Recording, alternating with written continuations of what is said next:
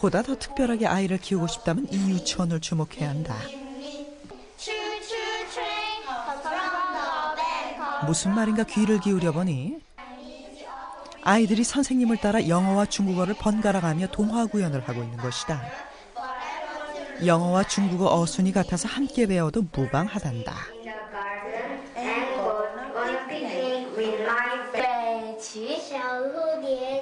기존의 영어 유치원이 인성교육은 도외시 한 채 언어에만 편중하는 것에 실망해서 만들었다는 이 유치원은 일종의 대안 유치원이다. 중국어 이머전 교육을 받기 위해 한국 주재 외국인 자녀들까지 이 유치원을 찾는다는데 과연 아이들의 중국어 능력은 어느 정도인 것일까? 他们现在一般生活用语说得很好，一般他们学了3年吧。一般学3年的话，他们他们的水平是初中，就是小学的水平。一般一般生活用语，简单的生活用语都能说，可以交流。 아이들은 그게 처음에 인지가 안 되기 때문에 무작정 들으면 그걸 따라해서 말을 해요. 그래서 듣는 귀가 트이고 말이 트이면 언어는 거의 80%가 된 거예요. 그래서 그거에 창안을 했는데 아이들은 언어를 한꺼번에 많이 할 수 있더라고요. 언어는 아이들의 일상에 스며들어야 한다는 것이 이 유치원의 모토. Understand? You understand? 평소 영어 조기 교육을 반대하던 취재 기자. 취재 후엔 생각의 변화가 있었다는데.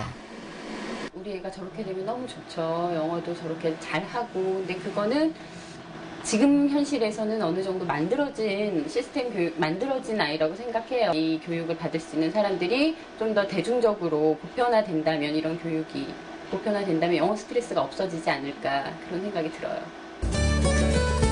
4살에서 7살까지는 무엇보다 인성교육이 필요한 시기다. 또한 외국어 교육에 있어서도 가장 중요한 시기로 꼽는다. 하지만 이머전 교육으로 단기간에 영어를 잘하리라는 것은 부모의 욕심일 뿐. 이머전 교육이야말로 장기적인 안목으로 투자를 하듯이 기꺼이 손실마저도 감수해야 하며 아직 그 수익률은 아무도 알 수 없는 적립식 펀드와 같은 길이다.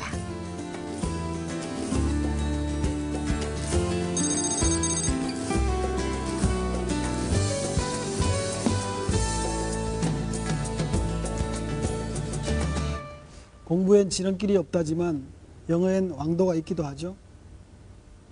미국 뉴욕의 학교에 한국 아이들이 넘쳐나는 현실. 굳이 유학을 보내지 않고도 영어의 날개를 달아줄 수 있다면 여러분은 어떤 선택을 하시겠습니까?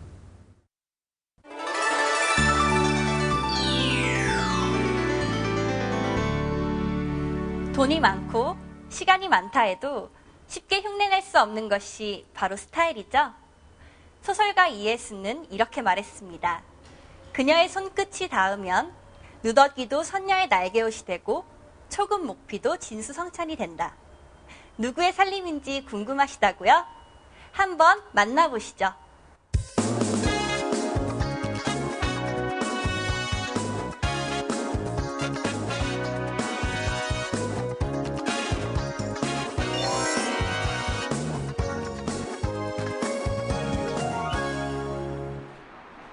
복잡한 서울 시내 한복판에 고즈넉하게 자리 잡은 한옥, 효제. 대문을 열고 마당에 들어서면 사람들은 시간과 공간을 건너뛰어 다른 세상에 들어온 것 같은 착각이 듭니다. 인구 1000만이 살고 있는 2007년 대한민국의 수도 서울에 홀로 고요히 옛 정취를 간직한 이 특별한 공간에는 집의 분위기를 그대로 닮은 여주인, 한복 디자이너 이효재 씨가 살고 있습니다. 이대를 이어서 한복을 만들어 온 그녀의 솜씨에 반해 이 집에는 혼인을 앞둔 명문가 사람들의 발길이 끊이지 않습니다. 바늘 대신 다른 것을 손에 쥐고 있을 때도 매사 야무진 그녀의 손끝. 평소 비단을 만지는 섬세한 손길은 어떤 사물을 대할 때도 허튼 것이 없습니다. 아름다운 것을 추구하는 것은 옷에만 국한되지 않습니다. 먹는 음식도 아름답도록 공들이는 것은 효제 스타일의 출발점입니다. 예쁜 거에 대한 집착이 너무 심해서 행주는 꼭 2번 삶고 늘 예쁘게 입고 있어야 되고 뭐 이런 것들. 먹는 거.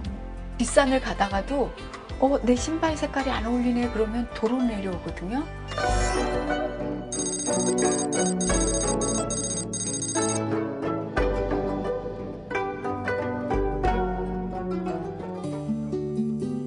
집안을 가꿀 때 그녀가 가장 중요하게 생각하는 것은 자연스러운 어울림입니다. 제가 이제 워낙 돌을 좋아해서 방 안에 들여다 놓고 여기다 찻잔 놓고 티테이블로 쓰거든요. 그리고 이제 또 예쁜 거 보면 제 생각난다고 이렇게 가져다 주시는 분들이 계셔서 이렇게 연출을 해봤어요. 마당에서 아이비 하나 잘라서 이렇게 띄워놓고 걸고. 손님이 오면 물에서 꺼내 길게 걸어두는 아이비. 줄기를 타고 내려오는 물방울을 보고 눈 밝은 사람들은 천장이 새는 줄 알고 한참 동안 위를 살핀다고 합니다. 자연스러운 어울림이 연출한 효제식 유머인 셈이죠. 조화로움을 연출하기 위한 또 하나의 방법은 가리기입니다. 한옥과 어울리지 않지만 꼭 필요한 물건은 가리고 덮는 쪽을 선택했습니다. 팩스와 전화기, 노트북도 예외가 아닙니다. 또한 아무리 보기 싫은 것이 있어도 함부로 없애거나 뜯어내지 않습니다. 대표적인 것이 집안 곳곳에 남은 못자국인데요. 이제 못자국 가리는 게 제일 난감한 때거든요. 그래서 못자국에다가 모두에다 수나서 이렇게 해놓고 가락지들이요. 보통 유리장 안에 넣어놓은 가락지를 꺼내가지고요. 이렇게 못 부분에다 다 하나씩 껴줬어요. 불어 없애지 않고도 조화로움을 찾아낸 것입니다. 제가 좋아하는 공간은 여기거든요. 그래서 뭐가 주렁주렁 매달려 있기는 한데 이제 옛날로 치면 이게 탑이에요. 탑이고 이제 선앙당에다 이렇게 인간들이 지나다니면서 갖고 있는 염원을 건다는 뜻으로 저희 할머니가 만든 것, 어머니가 짜치로 만든 것, 제가 이제 만든 붕어. 염원하는 일을 할 일이 있으면 여기 앉아서 뭘 만들고 연구를 하고 이래요. 이 앞에. 그럼 괜히 기분에 뭐가 잘 뚫릴 것 같고. 그래서 여기가 뭐가 복잡한 것 같지만 저한테는 창조적인 일을 할 때 여기 앉아서 뭘 하죠. 그녀는 요즘도 책탑을 쌓으며 염원도 함께 쌓고 있습니다. 어떤 일에도 후회를 남기지 않는 것, 돌아서고 나면 마음에 걸리는 일이 하나 없도록 최선을 다하는 것, 이것이 나이 50에 품게 된 그녀의 가장 큰 염원입니다. 지금껏 살면서 단 한 번도 대문을 잠근 적이 없다는 그녀. 언제나 열려있는 문을 통해 이날도 지인들이 찾아왔습니다. 최근 그녀가 낸 책에 친필 사인을 부탁하러 온 것입니다. 한 상 차려드립니다. 이런 뜻의 사인이에요. 그녀만의 센스가 돋보이는 사인을 보고 그들은 이것마저도 효제답다고 입을 모읍니다. 조선시대 때 굉장히 어떤 사대부 집안에 굉장히 정숙한 어떤 나날인 저는 이렇게 알고 있습니다. 또 굉장히 섬세하시고 또 뭐 요리 같은 거 만드시는 거 보면은 정말 먹기 아깝다. 이 책은 그녀에게 특별한 의미가 있습니다. 자신의 남다른 안목과 살림살이가 세상의 인정을 받은 작은 징표로 여겨지기 때문입니다. 이런 책이 나올 줄 알았어. 이렇게 하는 사람, 한 사람. 그리고 가장 친한 친구가 저가 이렇게 원단 만지고 비단 만지는 것만 봐가지고요. 너 나한테 잘해. 내가 폭로할 거야. 나는 네 밥을 먹어본 적이 없어. 가장 친한 친구가 그렇게 말하고 워낙에 유난스러웠어요. 그래서 저는 어릴 때 줄넘기를 해본 적도 없어요. 줄넘기 하는 애들 옆에서 뜨개질했거든요. 예쁜 것 앞에서는 한없이 약해지고 조금은 유난하고 극성스럽게 느껴지는 그녀의 살림살이. 이에 대해 국악 피아니스트인 남편 임동창 씨의 반응이 문득 궁금해집니다. 이벤트 하지 마라. 이렇게 아주 섬찟하도록 냉철하게 한마디 했다가 이제는 이 여자는 원래 이런 여자구나. 내 스타일로 인정을 하고 그렇게 잘 밥상 갖다 바치는 여자를 싫어하는 남자는 없는 것 같아요. 서울에서의 일과를 마치면 그녀는 용인의 살림집으로 향합니다. 번잡스러운 것을 싫어하는 남편 임동창 씨의 취향에 따라 그녀의 살림집은 인가와 한참은 떨어진 외딴 곳에 자리하고 있습니다.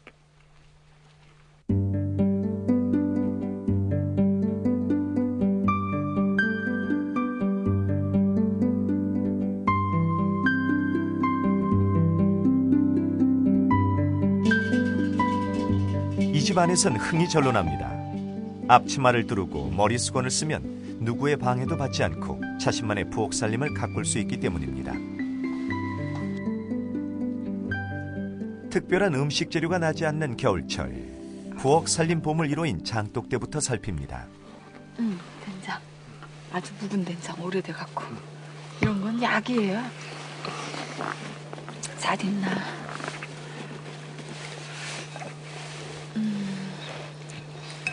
다른 항아리에 또 뭐가 더 있어요? 뭐 여기도 된장 있고요. 간장 있고. 여기도 된장 있고 이렇게. 장은 묵을수록 좋다는 옛말은 체험하지 않고는 알 수 없습니다. 해마다 깊이를 더하는 장만만이 그 의미를 일깨워줍니다. 간장 있고, 묵 있고, 뭐 소금독 있고. 묵 말린 건데요. 저희 집에서 말려놓고 먹는 지 이렇게 10년도 더 된 거예요. 이건 그냥 이렇게 그냥 모아서 한없이 채우고 해갖고 묵은 장 먹듯이 이렇게 먹어요. 꺼내서. 굉장히 신기해요. 절대 살 안 찌거든요. 이거 먹으면. 이거 가지고 어떤 음식을 만들 수 있어요? 뭐 볶기도 하고 두부 대신 김치찌개 넣기도 하고요. 잡채, 묵 볶아서 묵 잡채도 하고. 한번 해드릴게요. 오세요. 직업으로 삼은 한복 짓는 일과는 달리 부엌일은 그녀의 유일한 취미 생활입니다. 그래서 부엌일을 할 때면 모든 긴장을 풀어버리고 가장 행복하고 편안한 상태로 돌아갑니다. 그녀의 작은 성체인 부엌엔 보물들로 넘쳐납니다. 평생 모아온 그릇들만 100박스. 그녀는 이 그릇 하나하나에 이야기를 담아둡니다. 이건 제가 늘 아침마다 도시락 싸고 나오거든요. 저희 신랑 도시락. 그래서 저희 집에서 제일 귀한 대접받는 도시락이고요. 그리고 또 하나, 제가 아주 우울하고 슬픈 날 나이에 맞지 않게 이렇게 애들 밥그릇 같은 데다, 공주님 밥그릇이라고 그러는데요. 여기다 밥 먹는 거 좋아하거든요. 그래서 가끔 우울할 때 이렇게 해보면 기분이 참 편안해지고 좋아요. 저는 그러니까 치료를 그릇에서 받아요. 정신적인 치료를. 네. 누구나 좋아하는 거가 하나 있다는 게 그런 거가 재산 같아요. 여기가 제 사연 많은 그릇방인데요. 제일 먼저 눈에 띄는 게 이 국대전만한 전복, 껍질. 우리 신랑이 우리 각시 그릇 좋아한다고 제주도에서부터 배낭에 넣어갖고 온 아주 대단한 그릇 선물이고요. 그리고 여기 있는 양은 냄비는 저게 30년이 더 된 건데요. 꼭 이때쯤 이회수 선생님 댁에 가서 성탄 선물 내 맘대로 골라온 게 저 냄비였어요. 그래서 선생님네 역사를 제가 가져온 거죠. 저희 집에서는 아주 명품 그릇 대우를 받고 있고요. 이렇게 우리는요, 명주, 비단을 만지는 사람은 손에 이렇게 금은보와 보석을 지닐 수가 없어요. 긁히고 하기 때문에. 저는 그릇 사서 누군가한테 푸짐하게 대접한다. 뭐 이러는데 제 유일한 수집병이에요, 이게. 그릇도 요리의 일부라고 믿는 그녀는 왕가의 그릇이라 불리는 덴마크의 명품 식기도 아낌없이 사용합니다. 그릇은 모셔두는 것이 아니라 사용될 때 그 가치가 빛난다고 믿기 때문입니다. 화려한 그릇에 비해 그녀의 음식에 사용되는 재료는 소박한 편입니다. 앞마당과 텃밭에서 거두는 자연스러운 식재료. 이것들을 가지고 그녀는 조미료를 쓰지 않고 재료 고유의 맛을 살린 음식들을 만들어내고 있습니다. 매일 아침 차리는 아침상은 효제 스타일의 상차림을 한눈에 볼 수 있습니다. 이 흑개죽도 오직 최상품의 흑개와 호두, 잔만이 어우러져 맛을 냅니다. 곁들이는 반찬도 소박합니다. 동치미와 마른 멸치, 고추장, 오이지가 전부입니다. 그럼에도 어떤 산해진미 못지않게 화려한 그릇에 담겨집니다. 특별한 재료로 만들어 특별한 그릇에 담아 소박하게 차리는 아침상. 여기에는 상을 받는 사람을 향한 극진한 정성이 그대로 묻어납니다. 남편이 이제 못 먹고 못 사는 데다가 수도자 생활을 했던 적이 있고요. 그래서 뭐 이렇게 넘쳐나는 걸 싫어하고 그냥 남들은 소박하다고 말하는데 우리의 일상이에요. 숟가락이랑 젓가락이 네. 색깔이 틀리거든요. 네. 그렇게 놓으시는 건 무슨 이유가 있어요? 아무 바깥 정보가 없는데 수저를 이렇게 놔주면 불편하다고 안 쓰더라고요. 그리고 저 수저가 입술에 닿는 각이 다르다고 저것만 찾아요. 자연에서 거두는 것들을 이용하다 보면 때로 뜻밖의 음식이 탄생합니다. 그녀 스스로 학위를 부여했다는 연밥이 그러합니다. 소금 간을 한 물에 충분히 불린 찹쌀을 면 보자기에 깔고 찝니다. 연한 잎보다 거칠고 억센 잎의 향이 강하기 때문에 연밥을 찔 때는 항상 거친 잎을 씁니다. 연잎에서 노란 진액이 나와 찹쌀밥이 노랗게 물들 때까지 계속 찌면 선물용으로도 손색이 없는 연밥이 완성됩니다.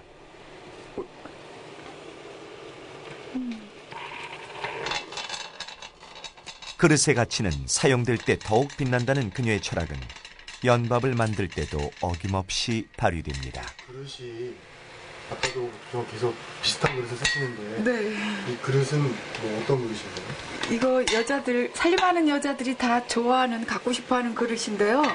저는 그냥 좋은 그릇일수록 이렇게 막 쓰면서 와 나는 정말 사치스러운 여자야. 혼자 뭐 다이아 반지 끼느니 그릇 막 쓰자 이러면서 이렇게 남들은 아주 모셔두는 그릇을 이렇게 막 써요. 그럼 굉장히 내가 사치스러운 여자 같은 착각을 하고 하죠. 그러면 부엌 일이 좀 즐거워지고 귀한 일처럼 느껴지더라고요. 그래서 한번 이런 거는요 이렇게 막 해보는 거 좋을 것 같아요. 그녀는 힘들고 슬픈 일을 겪은 지인들에게 연밥 선물을 자주 합니다. 하늘이 무너질 듯이 슬퍼도 산 사람은 밥을 먹어야 하는 법. 연밥에 담긴 배려와 사랑이 무너질 듯한 그들을 다시 일으키곤 합니다. 11시 20분에 들어왔는데 1시쯤 형수님 배고파요 이러고 누구 들어오면 저라고 왜 안 귀찮겠어요. 근데 한상 탁 차려서 늦은 밤에 대접하면 너무나 감동을 하니까 그 감동이 나를 변화시키더라고요. 그래서 내가 먼저 한 번만 이래도 남한테 먼저 대접하라. 그러면 그 감동이 나한테 그대로 오기 때문에 그래서 내가 먼저 가까운 가족에게 또 만만한 남편에게 갑옷 한 벌 입힌다 생각하고 먼저 대접하면 그게 나한테 오기 때문에 저절로 행복해지더라고요. 그 다음부터는 시키지 않아도 말려도 저처럼 하게 돼 있어요. 공을 들인 밥상 하나가 내 남편과 내 가족의 백그라운드가 되고 힘이 된다고 믿는 믿음. 이것이 품격 있는 살림 멘토, 효제 스타일의 완성입니다.